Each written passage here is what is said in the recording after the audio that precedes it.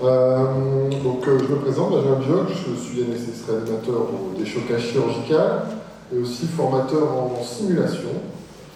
Et donc pourquoi je vous fais ce topo aujourd'hui sur la communication en situation de crise? Parce que, à votre avis, qu'est-ce qu'on fait plusieurs fois par heure? Alors à part bailler en postprandial, on fait des erreurs. Voilà. Personne n'est parfait, moi le premier. On fait des erreurs, l'erreur est humaine. Le fait de déjà admettre le fait de faire une erreur, c'est déjà en soi une grande avancée. Et on va voir ensemble que sur ce topo, la plupart des problématiques de communication qu'on va aborder ensemble, c'est des erreurs que j'ai fait, que je continue à faire, j'essaie de m'améliorer et j'espère qu'ensemble on continuera à s'améliorer. Alors c'est un sujet d'actualité parce que j'ai la chance avec le comité ACUT de la SPAR de coordonner un projet d'RPP sur le factoring en situation critique. Et puis il ne faut pas oublier que cette semaine, c'est aussi la semaine de sécurité des patients, dernier jour. Voilà. La communication orale, vous le savez, c'est un processus complexe qui, si on devait résumer, comprend trois composantes. Le langage verbal, c'est effectivement les mots que j'emploie. Le langage paraverbal, c'est l'intonation que je vais employer. Quand je parle fort comme ça, vous me regardez, vous voyez, je capte votre regard. Et puis, bien sûr, la posture, le regard, l'attitude que je vais exprimer. Alors, pourquoi communiquer en situation de crise? Alors, c'est pas nouveau, ça fait 30 ans que la biblio a commencé à se fournir. Alors, bien entendu, c'est l'aviation qui nous a donné énormément d'indices, de façons de travailler. On a pris beaucoup de bonnes idées à l'aviation. On se rend compte que, ne serait-ce qu'au bloc opératoire, il y aurait 30% des communications qui seraient défectueuses. Et on sait aussi que la communication, c'est quelque chose de très positif, c'est un marqueur fort de climat sécuritaire pour le patient, pour l'équipe. Ça entraîne des relations plus saines et positives au sein de l'équipe. Et puis ça change aussi le devenir des patients. C'est aussi pour ça qu'on en parle. On a appris beaucoup de la sécurité aérienne. Donc la sécurité aérienne a développé ce qu'on appelle la phraséologie aérienne, avec un manuel où on dit comment il faut parler, notamment entre pilotes et tours de contrôle, avec de nombreux accidents qui ont amélioré ces processus de communication, et puis bien sûr un alphabet aéronautique qui est particulier. Alors, si je peux vous recommander un livre, c'est ce livre de Jérôme Cross, qui est un anesthésiste réanimateur, qui a sorti il y a peu de temps Mieux communiquer entre soignants, avec des règles simples pour avoir une phraséologie médicale, c'est-à-dire parler ensemble le même langage. Alors, je prends ensemble des petites idées issues de ce livre. Donc, définir un objectif, c'est-à-dire cadrer votre message, avoir une pensée synthétique et rigoureuse. Ça paraît logique comme ça, mais en situation critique, en cas d'urgence, on oublie parfois les basiques. Être précis, concis et exhaustif. Tu peux le remplir. On l'a tous dit, on l'a tous fait. On va essayer d'être un peu plus précis. Réalise un remplissage de 500 ml de ringer lactate, par exemple, en début de livre. C'est une bonne façon de s'exprimer. Utiliser un verbe précis, fait 0,1 d'adresse. Forcément des choses qui vont résonner, c'est des choses qu'on a tous entendues, mais plutôt prépare une seringue d'adrénaline à 0,1 mg par ml. Parce que dans le verbe faire, on peut aussi entendre injecte, prépare ou injecte, donc il faut être précis. Il faut personnaliser le contact. Quand on a une relation, on a ce qu'on appelle le triangle d'équipe, c'est-à-dire une personne qui va faire une demande à propos d'un patient à un autre collègue, ça peut être un infirmier ou un autre collègue médecin, et donc il est important de savoir qui est qui, et donc de nommer, de pouvoir être en capacité de savoir comment la personne s'appelle et quelle est sa fonction. C'est pour ça que vous verrez, probablement, vous avez peut-être déjà vu aussi, la tendance positive d'afficher le nom de façon simple et la fonction. Si tu es temporalisé, venez vite, on a un arrêt. Ok, ça c'est véridique, c'est un coup de fil que j'ai reçu. Le téléphone sonne, venez vite, il y a un arrêt. Bon. Le téléphone raccroché. Bon. Je sens que ça résonne pour beaucoup d'entre vous. Donc la bonne façon de faire serait par exemple, c'est Isabelle, infirmière du 5e Ouest, venez vite, une patiente est en arrêt cardiaque, elle échange 500 fois. On situe, on temporalise, venez vite. Accompagner les chiffres d'une unité appropriée. Encore une fois, beaucoup de choses basiques, logiques. Tu peux faire 3 défilés, s'il te plaît. 3 mg, 3 ml, c'est pas pareil. On évite les acronymes. Alors ici à Lille, c'est vrai qu'on utilise beaucoup le terme SAP, par exemple. Je me suis rendu compte l'année dernière, en allant sur Strasbourg, que la façon d'utiliser, on parlait plutôt de PSE ou d'IVSE. Donc en fait, SAP c'est assez local, c'est assez nordiste. J'ai appris ça. Donc attention aux acronymes qui peuvent avoir parfois une compréhension locale. Et utiliser des méthodes structurées, alors il en existe plusieurs. Il y a le SBAR pour les Américains. En français, c'est le SAED, situation, antécédent, évaluation de demande. Donc la situation, c'est qui je suis, de quel patient on parle, qu'est-ce qui se passe, quels sont les antécédents du patient, quelles sont les circonstances, qu'est-ce que je pense, quelle est mon évaluation de la situation, et quelle est ma demande. J'aimerais bien que quelqu'un vienne rapidement. Et on évite bien sûr les sous-entendus. Il faut verbaliser les choses, même ce qui semble évident. Donc, vous voyez des recommandations simples. Alors, c'est un extrait, il y en a plein d'autres dans ce petit livre qui est très pratique, que je vous recommande encore une fois. Des choses basiques, mais qui résonnent beaucoup dans notre façon de communiquer entre nous. Alors, comment on peut optimiser, une fois qu'on a la base de communication, comment on peut optimiser cette communication? Alors, il y a plusieurs points qu'on va voir ici. Il y a notamment l'appel à l'aide, le briefing d'équipe, la communication en boucle fermée et ce qu'on appelle le speaking up, et bien sûr l'entraînement et la gestion du stress. Alors, l'appel à l'aide, c'est une première étape qui est décisive. Vous avez tous des souvenirs d'appel à l'aide quand vous étiez en difficulté ou quand vous avez eu quelqu'un qui était en difficulté. Il faut savoir reconnaître ses difficultés et ses limites, ne pas tarder à appeler, ne pas attendre le dernier moment pour appeler à l'aide. Plus on va appeler tôt, plus la circonstance sera facile à gérer, plus on pourra anticiper de problématiques. Et puis aussi savoir repérer des collègues et des soignants qui ont besoin d'aide et qui n'arrivent pas à le formuler. Donc, ici par exemple, un premier exemple de demande d'aide, c'est Madame Vandal a une dyspnée croissante accompagnée de douleur thoracique, donc ça c'est la situation. Vous voyez là on utilise le SBAR. Les informations donc, les plus importantes à donner sont qu'elle a été opérée d'une prothèse de genou il y a 3 jours, elle a commencé à se plaindre de douleur dans la poitrine, elle a 120 de pulsation, 128, 54 de pression artérielle, est agitée et à court d'haleine. Donc mon évaluation, c'est qu'il y a probablement soit un problème cardiaque ou une embolie pulmonaire, et je vous recommande de venir la voir rapidement. Je l'ai mis sous oxygène. Est-ce que vous êtes d'accord? Est-ce que vous venez tout de suite? Donc, une fois qu'on a réussi à formaliser cet appel à l'aide, on peut et on doit s'organiser en équipe autour de cette situation critique. Le briefing d'équipe, ça permet de se préparer, d'anticiper la situation qui va venir, mais ça permet aussi de préparer la communication à venir. Qui fait quoi? Qui communique avec qui? Qui est le médecin leader? Qui est l'infirmier leader?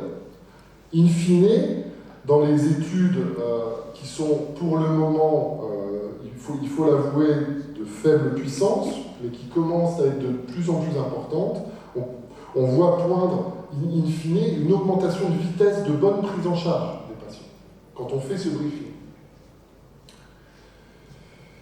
On pourrait aussi permettre pendant ce briefing d'utiliser des aides cognitives qui sont à notre disposition. La SPAR a édité énormément d'aides cognitives, de checklists, Et cette checklist peut permettre de faciliter la communication en équipe, pour savoir si telle ou telle chose a été réalisée, et donc de fluidifier la prise en charge. Si l'urgence de prise en charge est immédiate, il faut quand même faire un briefing minimum de la situation pour éviter des erreurs surajoutées. Je vais vous parler maintenant de ce qu'on appelle la communication en boucle fermée. Peut-être que ça évoque quelque chose pour certains d'entre vous, ou peut-être c'est un concept que vous ne connaissez pas. C'est un concept qui au final est assez simple, qui attend simplement que quand on envoie un message à une personne, on attend le retour du message qu'on a envoyé. Le fait de travailler comme ça en boucle fermée, ça permet d'être certain que la personne a entendu et compris notre message. Et nous, du coup, on a ce retour d'information. Et effectivement, on voit que le fait de travailler en boucle fermée, notamment ici dans le trauma pédiatrique, on avait un temps nécessaire à l'accomplissement de la tâche qui était significativement réduit. Et en plus de ça, 3,6 fois plus tôt. Ici, on va parler de l'oser dire, ce qu'on appelle le speaking up. Donc, le speaking up, c'est ne pas garder pour soi un besoin, une interrogation qu'on a sur une prise en charge. À un moment donné, si vous avez le sentiment qu'il manque quelque chose à la prise en charge, il faut prendre le courage de le dire, ce qu'on appelle l'assertivité. Donc il y a plusieurs facteurs qui peuvent moduler cette assertivité, notamment quand on voit qu'il y a un risque important pour le patient, ça va nous motiver à nous exprimer. S'il y a un facteur contextuel qui peut aussi moduler cet oser dire, c'est en fonction de l'ambiance de la travail d'équipe, des relations qu'il y a entre les membres de l'équipe, ça peut jouer sur la façon dont on ose soulever une problématique. Les facteurs individuels, si nous on est satisfait de notre travail, ou à l'inverse, si on n'est pas assez satisfait de notre travail, on aura peut-être moins la motivation de dire les choses, et la responsabilité aussi qu'on peut avoir envers le patient. Et également ce qu'on appelle l'efficacité perçue de prise de parole, c'est-à-dire que le moment où on va donner une information, est-ce qu'elle va être entendue? Est-ce qu'on a l'impression que cette information est prise en compte par l'ensemble de l'Assemblée? Et puis, bien sûr, de pouvoir parler en bienveillance. Et ça, c'est un climat qui ressort énormément dans la communication, c'est de toujours garder à l'esprit cette sécurité de ressenti de parler, parce que ce qui peut brider le fait de soulever une problématique, c'est la peur des autres et de la réaction des autres, de générer des conflits ou des inquiétudes.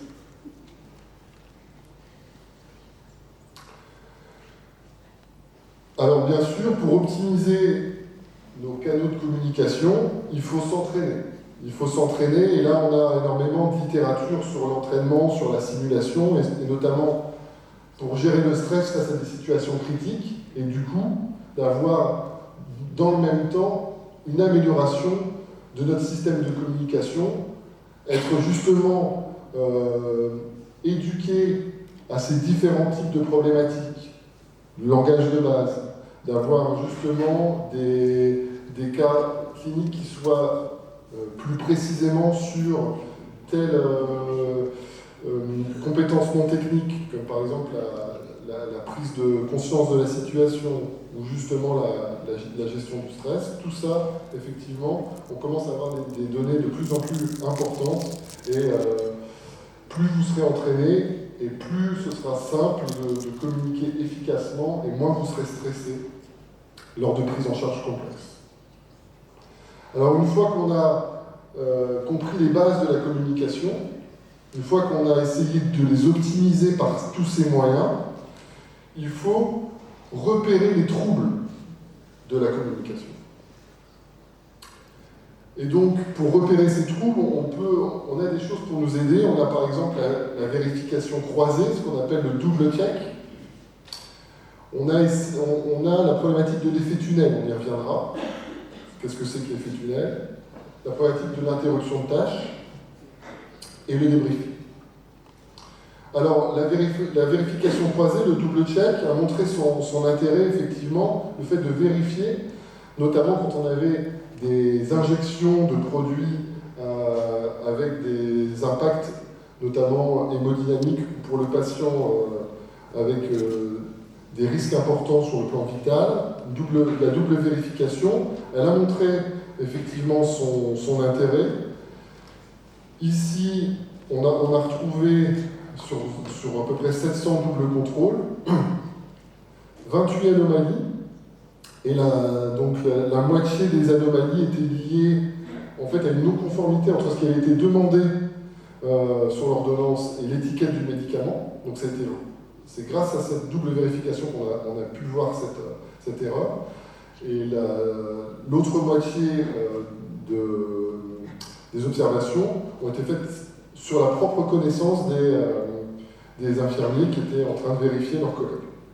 Donc ça peut être un moyen d'éviter justement de repérer des troubles de communication. En fait, non, tu n'as pas compris ce que j'ai dit, c'est pas cette posologie-là que je voulais, c'est pas ce médicament-là, et donc ça permet de vérifier.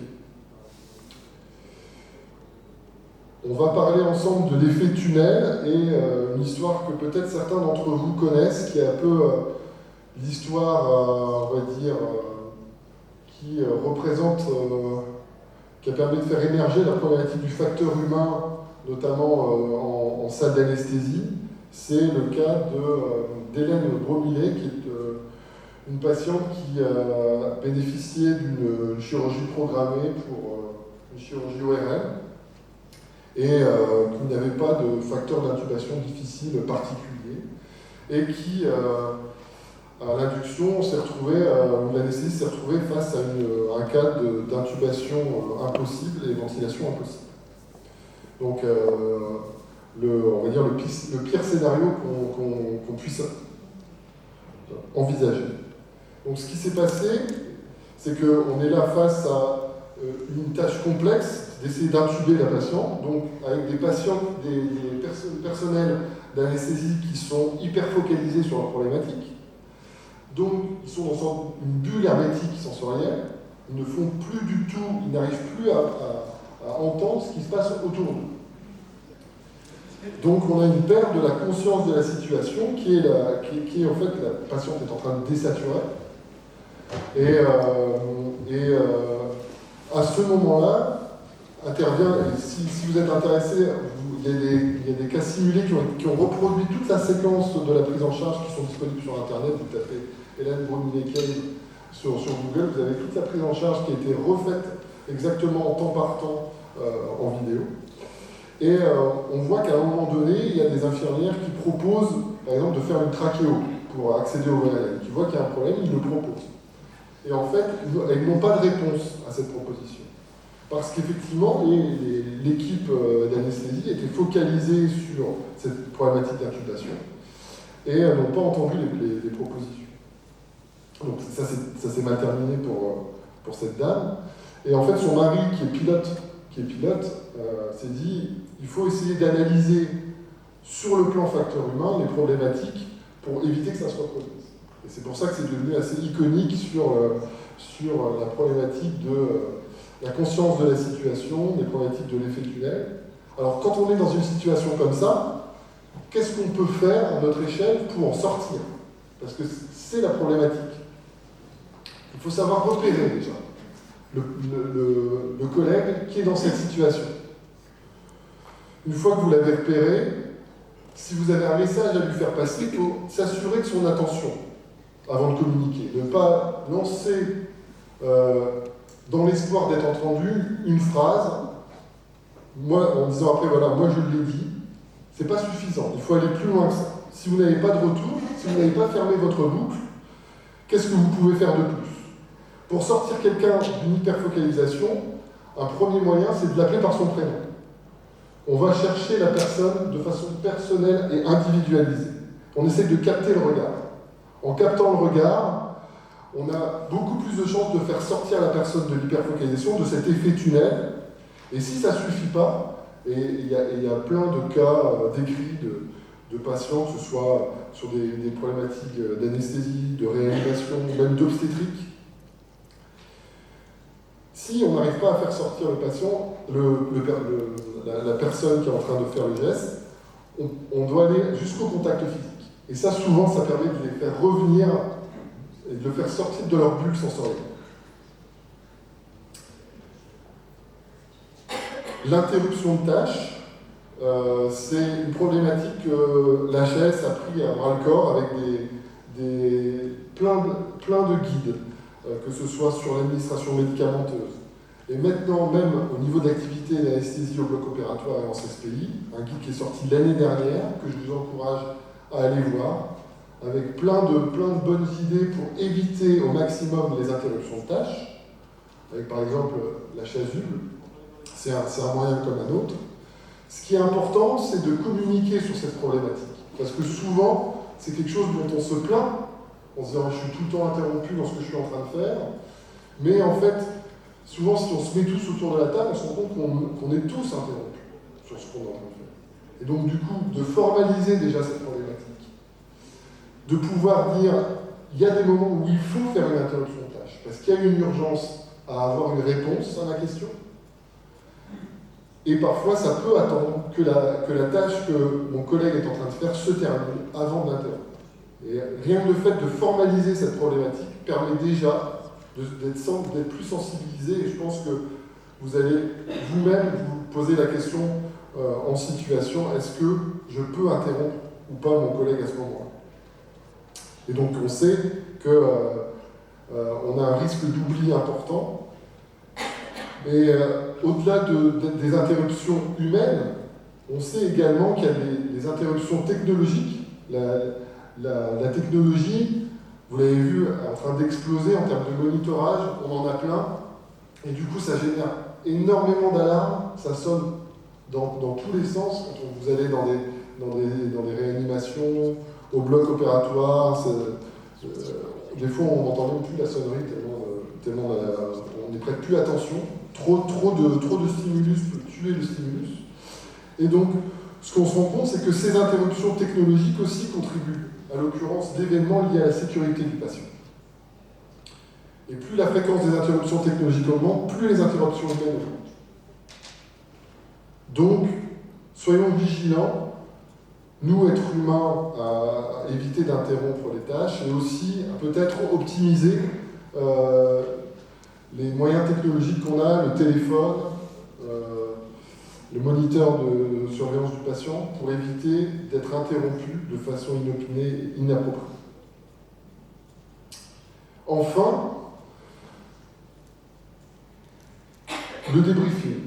Une fois que vous avez vécu une situation critique, essayez de prendre le temps de débriefer d'une situation. Ici, sur une réanimation cardio-pulmonaire, on s'est rendu compte qu'après débriefing d'une équipe paramédicale, ça c'était en Hollande, une meilleure compression thoracique et une durée plus longue de pause qui a été significativement réduite après débriefing. Donc une meilleure réanimation qui est faite une fois qu'on a débriefé de la situation.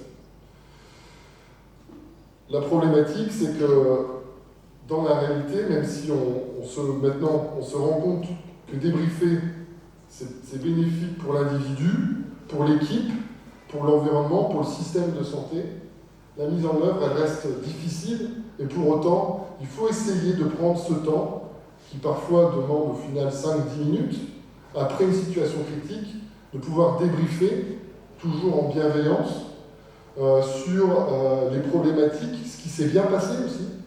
Insister sur, ça permet de renforcer la cohésion de l'équipe et d'améliorer les process, et aussi d'essayer de comprendre ce qui s'est mal passé. Et pareil, l'HAS a édité des recommandations et des outils pour le briefing et pour le débriefing si Si vous voulez vous les approprier, c'est assez facile d'accès. En conclusion, communiquer est un acte de soin à part entière. Communiquer, c'est une pratique de sécurité qui doit faire partie intégrante du quotidien. Communiquer, c'est l'affaire de tous les acteurs de soins. La formation en compétences techniques comme non techniques peut améliorer la communication et notre gestion du stress, notamment ici grâce à un outil fabuleux qui est la simulation, mais pas que. Les formations, elles peuvent se faire au sein des services, en équipe, pas forcément sur des grosses journées, sur des problématiques précises comme celles qu'on a abordées. Voilà. Je vous remercie de votre attention.